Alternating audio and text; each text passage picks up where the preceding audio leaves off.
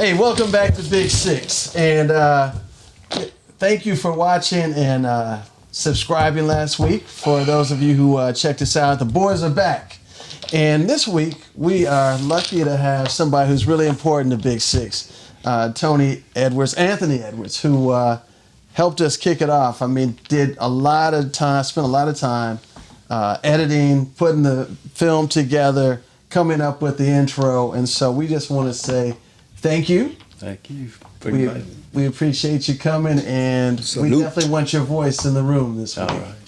Yeah. Glad to be here. Uncle Tony, glad to be here. But, because he here don't mean nothing different. Y'all still gonna lose. We still gonna do what we gonna do. So speaking of that, who won the last game? I did. No, you didn't. No, you didn't. You won the first game. Okay. First. See, that's the problem with Who? Big Six. I didn't ask you to answer my question. We need to finish the Who score. won the last game?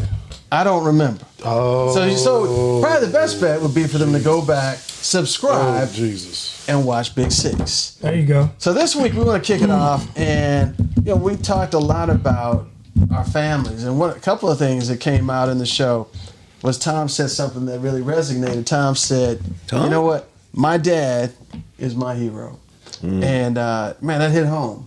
And so this week we're going to talk about our dads. A lot of times, Mama, the first person when the person's on TV and just won a Super Bowl, Mama. Hey, we want to recognize Daddy. Yeah. So with that, I'm going to shuffle. I'm going to win, and I'm going to kick it off with G. Talk to us, man. When you think about your relationship with your father, you think back on what he's meant to you. Well, my dad was an interesting guy. He was a guy who, unfortunately, he liked to run the streets. He liked to gamble. But he was a great father. He was a great father. Maybe not so much a great husband, but a great father. But I adored him because he was a man's man, pickup truck contractor. And I loved being with him, in an outside setting. So I really looked up to my dad. But a real interesting thing about my dad is it's not often you get to see your dad grow up. I saw my dad grow up from the time he was probably 55 to 72. And I'm going to leave you with this. If I could be half the man that my dad became from 55 to 72, I'd be doing pretty well. What do you mean when you say grow up, G? Again, my dad liked to run the streets. Always took care of home, but again, great father, terrible husband. Okay, so my charge in life has always been to be different from him in that respect. Now, that has no bearing on the respect I had for my father. Let me be crystal clear. But I certainly didn't want to be the man that he was until he was 55, until his death. And that's why I said I got to see my father grow up. That's real spit on it, G. And I'm just challenged because of the opportunity. Most of you, your dads, I kind of know, but I want to, Ronnie, about your daddy, man, because I got a personal encounter with Mr. Davis. What do you give us some insight on your daddy with his sketches? Is that a knock? Okay, all right. That's the Three Jacksons. My old man is praise the Lord, he's still alive. He's still here with us. Amen. He's 77, and he has been more of an inspiration to me as I've gotten older, that I can appreciate it. Growing up, we didn't have the best relationship. 10. Threes. Because of the fact he was very hands-on. When I say hands-on, he was hands-on.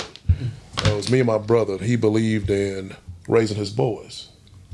And it was, you either gonna succumb to his will or you're gonna get broke in the process. So for me, I find myself looking back and saying, all those ass whoopings, all those you done? Yeah, I'm done. Give me 5 times. Oh, well. All them tail whoopings. All them ass whoopings I got growing up, which I thought was for naught. what it did, it really instilled in me values and behavior, right? To the point when I had my own children, when I got my own son, I found myself being the same way my dad was with me, I am with him. Now we got, so, you know, there's Ronnie Sr., I'm Ronnie Jr., there's Ronnie the third, so we got a fourth. My grandson. And I swear for the Lord, he is everything. He's us, right? Now I see my own son trying to instill the same things into him that he fought that I put in him. So you see it passed down generation, you know. But my dad is fair but firm. You know, I call him that. And he told me we'd never be friends until you get your own. Meaning your own degree, your own house, your own family. You know, I'll say this and I'll shut up on that. When I graduated from high school, Watercross Stage, Glen High, 1986. Also, so I got a diploma, mine, right? Cause he said he took it, gave it to my mama. He said, that ain't yours, that's ours. You ain't do nothing for that. We did everything for that. He said, get something with your name on it.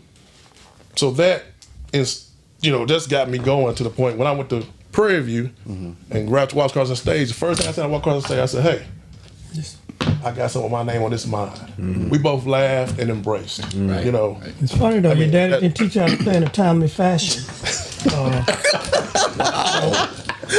That's a Johnny Palmer statement right there. I just want to keep Keep it real. So Tom, you know, you started this, you know, that your dad is your hero. I mean, just share with us about your dad. Yeah, my dad is he would be my hero. So unfortunately, Greg got on the board. Let me make sure I got to that. And Dan's through with his first house. So my dad is still alive today. He's 90. He'll be 90 this month. That's all right. Oh, man. And you know, there was never a moment I didn't feel like he didn't have my back. You know, just whatever it was, whatever we want to do. Now, if he said no, that was it. It was in the discussion. You might be able to work Mama into getting her mind changed, but not 10 more, Tom. Not Dad. He was the best man. I put him as the best man at my wedding. Awesome. You know, he's the reason I'm a Kappa, because he's a Kappa from Bakersfield. Okay. Yeah, you know, and so, you know, he fixed everything around the house, built on an additional room, you know, so even when I try to fix stuff, you know, I'm kind of like, okay, could my dad do this? Yeah, he probably could. But let me make sure I don't get in over my head, you know, before I start tearing stuff up. But, you know, I would think back about, you know, how I would fix my own car. And so, you know, it would be times like I had pulled a radiator out because I was changing the water pump. And he came home from work, worked on the ship channel at 5 o'clock. And so, what was it, 10? 10. I didn't think about the fact that, you know, dude had worked a full day. He was probably tired. He went in the house, came right back out. We were outside till about 10, 11 o'clock at night, working on my little Mazda, you know, putting it back together. You know, him showing me how to get everything in and stuff like that. And so, you know, it's just been, I've really been fortunate to have both of my parents. 15. Still alive, and then especially my dad, you know, and you know, when he had to get on me, you know, he did. It wasn't often, but it was enough to know when, you know, he said it, I knew it was gonna do it, you know. Case in point, one time, and it didn't matter where, you know, I we talk about Yes, sir. PA parents, Yes, you know, sir. it wasn't none of that. No. I remember distinctly, he No. sang in the choir. I was sitting in the back of the church cutting up, you know, just jogging with my friends. He walked out of the choir stand, down the aisle, came and grabbed me by the arm, took me to the front of the church, had me sit with my mama, and he walked back up into the choir stand. I was like, dang. You knew what time it was when y'all got home. Oh, man. I was like, and he ain't have to with me when I got home. I was just like, Did he do you like this? 25.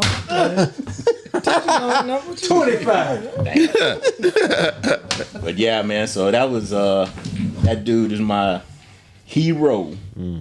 Johnny, kick with us, man. You know, you shared in probably last season some interesting things about, you know, you as a child, man. Just kick it to us about your relationship or maybe lack thereof. Yeah, with your yeah. pops. Well, first of all, man, just hearing about the fathers that I've heard is emotional to me, right? Because it's these lifelong memories that were created out of love.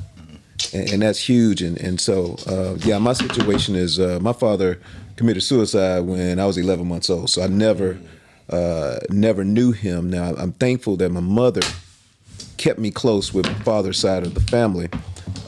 So my influences really came like from my uncles, neighbors, and so I've had an interesting journey with regard to that. Now, honestly, man, there's still a lot of anger I got it. around not having a father. I think So- there's 30 of them. Being that I am a father, it's something that I promised myself that I would never screw up, right?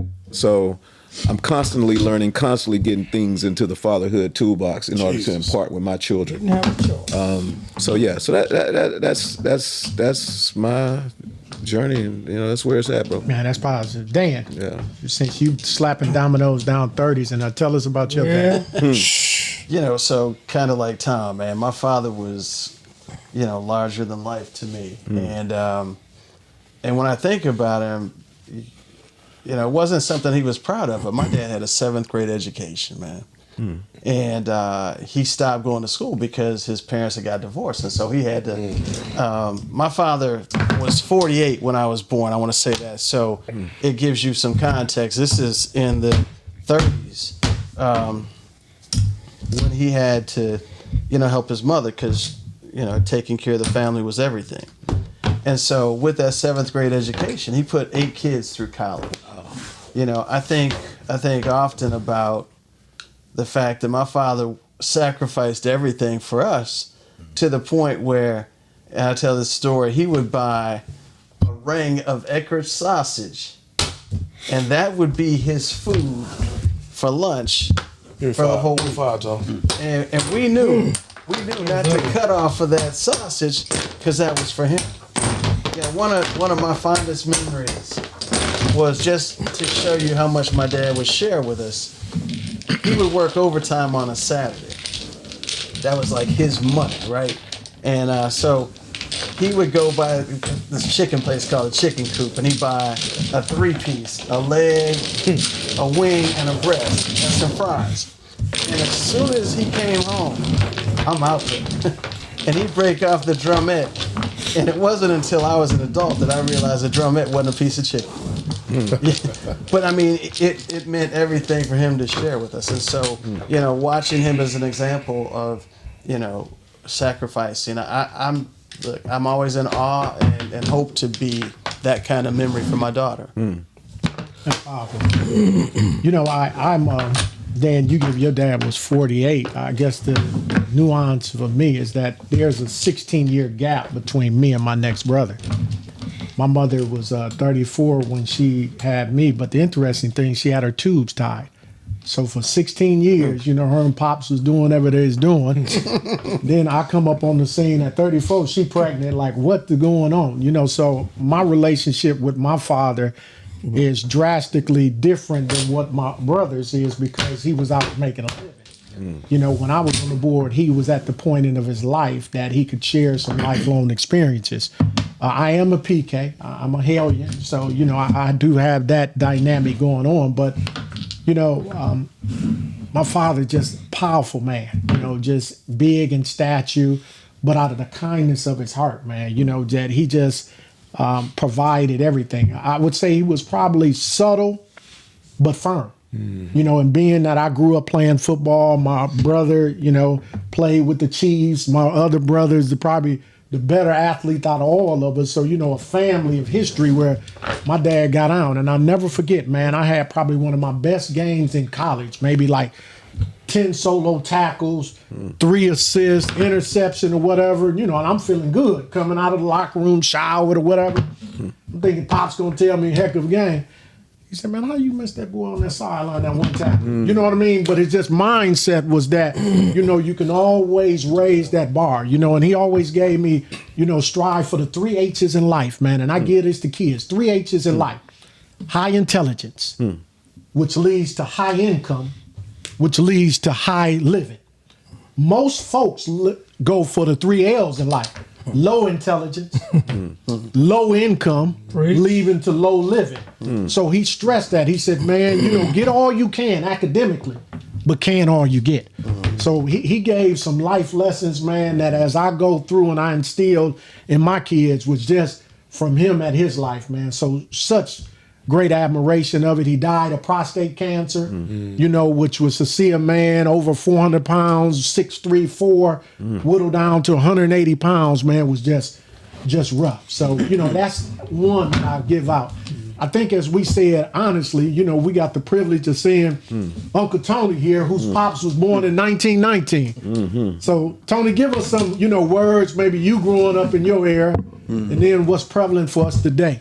Well, first of all, I want to thank y'all for inviting me to be a part of this. And my father was probably the most significant role model in my life. And I want to put it in context too, because, you know, I'll be 72 my next birthday. So I grew up in the 60s. And so my father was my hero. My father and I were one accord in music. And for example, there was a group called the Impressions. And my father had several favorite songs. One was We're Winner. And that was a very famous song about the Impressions. And I'm So Proud. And my father, in his conversations with us, he would never let us have a moment that he didn't articulate to us. I was so proud. Now, because of those experiences growing up, and I do want to take a side note to say this. My father was a laboratory technologist, but he also went to school in the VA to become a television repairman. So my sensei curiosity for technology was born for sitting in the garage with my dad and watching him fix other folks' televisions. I honor my father every birthday, his birthday, as well as Father's Day, using technology. And I was telling some of the guys earlier, one of the songs that filled my heart about my dad was a song that came out around 1973. And it's called "Oh, Let Me Be the Man My Father Was," my daddy was. Oh, wow. And it's by a group called the Shy-Lights. So I just say, for those, go back, find that song on your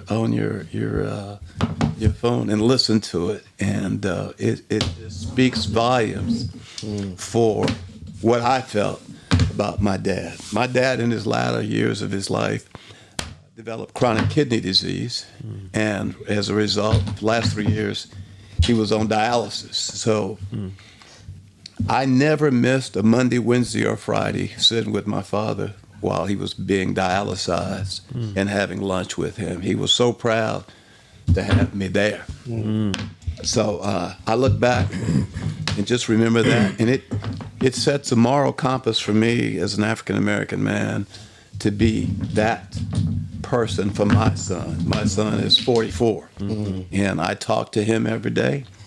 And if he were to call me right now, he would end it by saying, "Daddy, I love you." And so those are imparting experiences that I had growing up, that I have those sort of similar connections with my only child, my son. That's beautiful. To your example about the electronics, to Tom's example about the mechanics, again, not having those skill sets, not because I didn't have a father, I just don't have those skill sets. And I have a 14-year-old son. I have to develop those in order to impart those to him. And I'm in the process literally of doing that right now. I just bought a Jeep, all these accessories. I'm gathering tools. we're learning to use these tools together because I need him to know those. Just because I didn't have it, I need him to know those things. So that's awesome, man. But That's I awesome. think you may be also missing where he might be seeing it too, because my dad was, dude, and I swear, every Saturday, unless it was raining, he was on the golf course. And I kid you not. And most Sundays, and kind of the little running joke they would say at church, when we walk in, especially grown-ups, like, where's your dad on the golf course today? Because he was supposed to be in the choir. But, he was an avid golfer, dude. Wow. Hole in one, 69, Wow. all of that kind of stuff. I mean, he practiced, low. played. And so I picked up golf by knowing him, and some of my best times were going out and playing golf with him. Now I played like crap, but Like Dan. because he was all in. Yeah. This was his deal. So he practiced it. What you got, 10? 10. He practiced it. Every chance he got. I practice it this month. Right. And then I go 8 months without practice, that kind of stuff. And then I get out and try to play. And so I could even see, like, sometimes he's like, "Are you practice?" And I was like, you ain't gonna hardly get no better, unless you practice. But so you doing that is, believe me, he probably watching you, and he'll probably develop a love for it. I didn't at that age, but, I did later. Give me a point. And you know what? It's funny you talk about your dad every Saturday. So I grew up on a farm, and my dad, everything was about how could we work as a family to save money or make money to get some of the things that we wanted. And man, I used to dread, man, Saturday getting up. My friends are playing in the street. Give me yours. And I gotta work. We're cutting down trees, we're the shuffle. plowing fields, we're really baling hay. But The bullshit. when you talked about watching your father, he died of prostate cancer. I lost my father to colon cancer, and I can remember, you talk about a man's man. So my dad's in the hospital. I'm in, at that time, Tulsa, Oklahoma. And I know it's just like limited days, and I'm trying to get there to see him. I tell my dad over the phone, I said, "Dad, I love you." And because he was a man's man, he said, "I know." But that meant a lot. And I was able to reflect on all the days that we got up and we cut wood and we baled hay. And that's with me forever. Those times I became closer to my father almost than to my mother because I spent so much time with him. So isn't there a time where there's a transition from, and I guess because I grew up with both my parents in the house. So same here. So you transition from being that pup under mom, to that pit under dad. Did y'all go through that? Oh, it's my play in this game. That's 10. That's it. Yeah. What? Get up. He was killing me. Who get up? Pup. Who get? Low man, hold your man. They been running partners, huh? They been partners I know. for the longest. I guarantee he won't win this game. Hey, let me score. Right. I promise you. But hey, I forgot what you're talking about. But anyway, John, what we said though. I mean, but we reflect upon dad stuff. 3, please. And oh no, hold on. Ronnie did have a really good point. What? When you transition from being kind of under your mother. Up to a pit. Yeah, and keep your thought because, man, my mom stayed up with me all night to homework or whatever. But there was a point where, it was like I knew, and this might sound chauvinistic, but I knew Dad controlled the purse strings. Dad controlled the decisions. Dad was head of the house. Wasn't no 50-50. It would never. Listen, I'm glad we talked. Boy, what did your daddy say? Whatever he said, that's what it was. And look, That's whatever it was. until Dad came home, you on time out waiting for what Dad was gonna give you. What, listen, I'm interested in an answer to your question. I think it's because my son is 14, like I said, and he's still kind of under mom, but we kick it. But I need that dog because I don't know when I'm gonna check out. I'll tell you when I noticed the switch was when I moved out. The first time I moved out while I was in school, It's Dan play. When I moved out, because then it was kind of crazy because in my house, my dad and I really didn't talk. You know, even though I idolized him, he'd be watching the football game in the den. I'd be watching the football game in my room, you know, or whatever. Or he'd watch golf on Sundays, which I absolutely hated at that time, which is crazy now because all Sunday I'm sitting in the den watching golf, you know.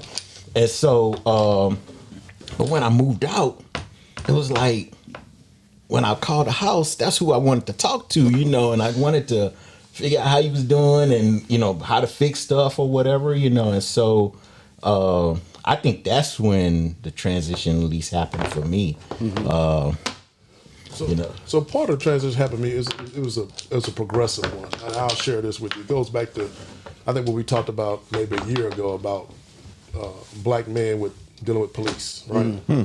So we stayed, my dad was in the military, he's an officer. So we stayed, I'm not gonna say where we stayed in Killeen on top of this hill, overlooked the park. So we would breed Great Danes. Grew up with Great Danes. So he had my mama a Great Dane called his name was Idi Amin.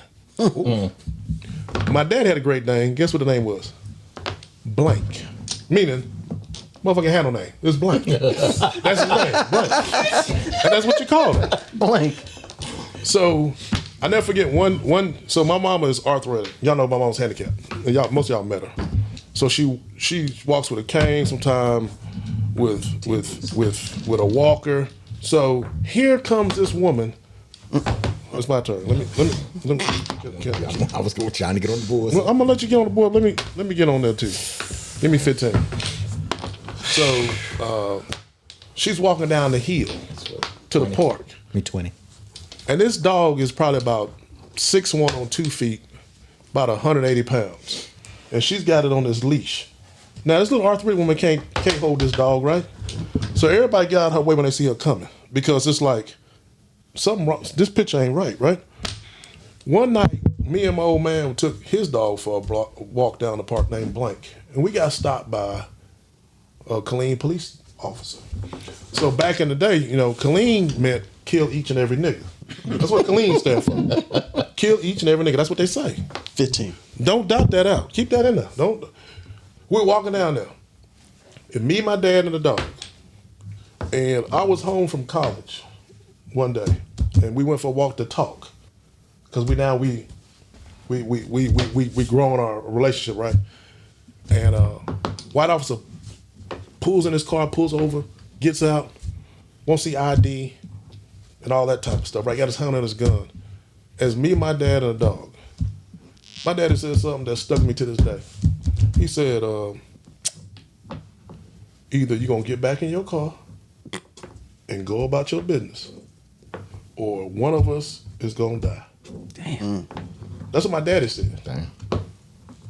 That's what my daddy said. At that point, it was like the light bulb went on. And it was like, wow. You know, life starts today. And from that point on, the conversations we had A lot different. were totally different. Wow. He said, Ronnie, this is what I deal with all the time. I'm a black officer in the U.S. military, living in a house on the hill, yet I'm still dealing with this right here. Yeah. And by the way, I'm a preacher and I'm a chaplain in the U.S. Army. This is what I deal with. All the time. So, man, I tell you, we started having some heavy, it's on you. You and I know you're not We started having some heavy conversations from that point forward, and it's helped grow me exponentially in all areas, right? Not just from a spiritual standpoint, but from what it is to what it is to be a man, right? I'm fortunate, and I don't take this for lack of anything else. Most of my friends, a lot of my friends, my partners, they don't know who their daddy is. My daddy would come to the school. My dad might be the only father, one of the few fathers there. So people know who their daddy is. Or their daddy just don't show. My daddy made everything he possibly could, right? So for me, what he instilled in me is, hey, I gotta be there for mine. He gave me more so Sense of family. sense of family. The sense of pride. He gave me the playbook of what it looks like. He said, "Yeah, I ain't perfect, but I'm gonna tell you what, I can show you at least how to start it." Yeah. You know, and what I've been able to do is live off of those experiences I learned from him, as well as the examples he's shown. And give me 10. Give me 10.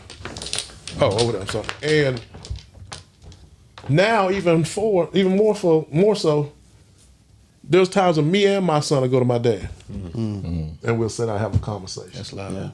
About life. I wish I could do that now. Man, it's a blessing. It's a blessing. I'd give anything It's a to blessing. go back and have adult conversations with my dad about life and things that are important now that I never really got an opportunity to do.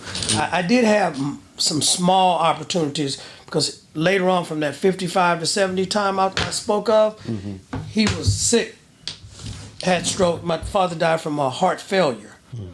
And I left Dallas. He had been sick, left Dallas, 4-hour trip, walked in my door, and my wife looked at me and she said, telephone. I get to the phone, my sister, Dad had another stroke. I sat down for about 30 minutes, turned around, and went right back up 45. So I wish I was able to have those types of conversations. I will tell you, my dad gave me a piece of profound, something that I carried with me as I was getting married. He's putting on my bow tie. And They had bow ties back then? oh yeah, they had bow ties back then. Yeah, you know, high button shoes, everything. This food. So 10, Rob. he was putting on my tie, and he said, "Son, let me tell you something." He said,